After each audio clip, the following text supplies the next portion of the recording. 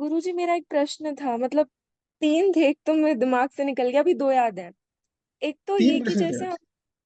प्रश्न हाँ। लिख दिया और करो फिर दोनों का। हाँ बताओ। हम भी अभी जस्ट लिखे हैं। एक तो ये है कि जैसे हम कभी कभार मन और माइंड को मतलब दोनों सेम ही है या फिर है ना कुछ बेटा ऐसा डिफरेंट है है। कि मन का प्रॉपर वर्ड अंग्रेजों को नहीं मिला, क्योंकि मन जो है आध्यात्मिक है, मन का एग्जिस्टेंस तो है नहीं। माइंड को हम समझ लेते हैं दिमाग या मस्तिष्क, ठीक है। पर माइंड, इंग्लिश का जो माइंड शब्द है वो मन के लिए माना जाता है हिंदी में, ठीक है। क्योंकि कई चीजें अध्यात्म में ऐसी हैं जिसमें जो और भाषाएं हैं उनमें शब्द नहीं है उनके लिए, ठीक है ना।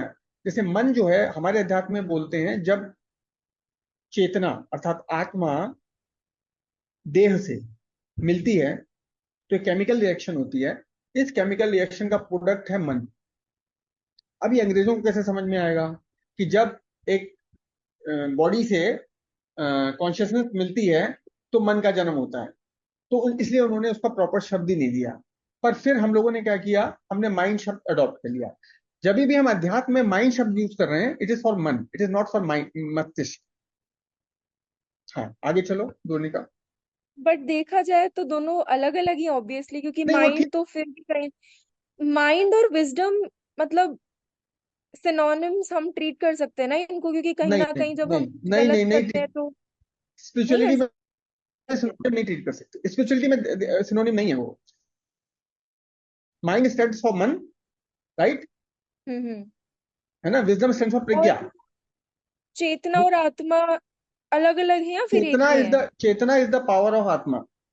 एग्जाम्पल के तौर पे मैं बताऊं, सूर्य और सूर्य की किरण, तुम्हारी खिड़की खुली और किरण आ गई, लाइट आ गई, तुम कहते हो सूरज आ गया, और सूरज थोड़ा ना आया, हम्म। किरण आई। पर हमारे शब्दों में ऐसा हो जाता है कि सूरज आ गया, घर में सूरज आ गया, राइट। तो जो चेतना है वो आत्मा की पावर है। अगर वो आत्मा बहुत प्रबल हो जाती है, बहुत सबल हो जाती है, तो वो आपकी कॉन्शियसनेस जो है डोमिनेंट हो जाती है बहुत ज्यादा। Very good question.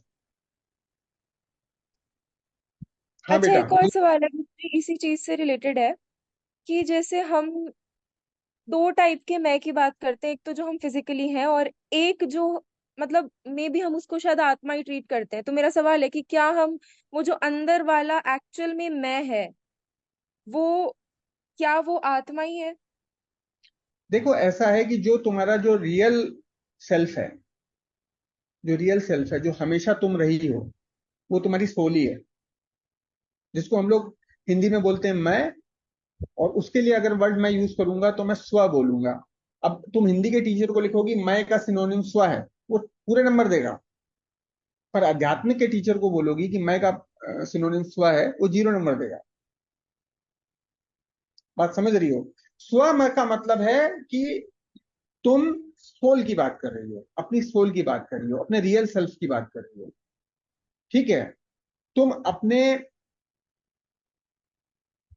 एग्जिस्टेंस की बात कर रही हो, तुम अपनी चेतना की बात कर रही हो। और जब तुम मैं की बात कर रही हो तुम अपनी बॉडी की बात कर रही हो।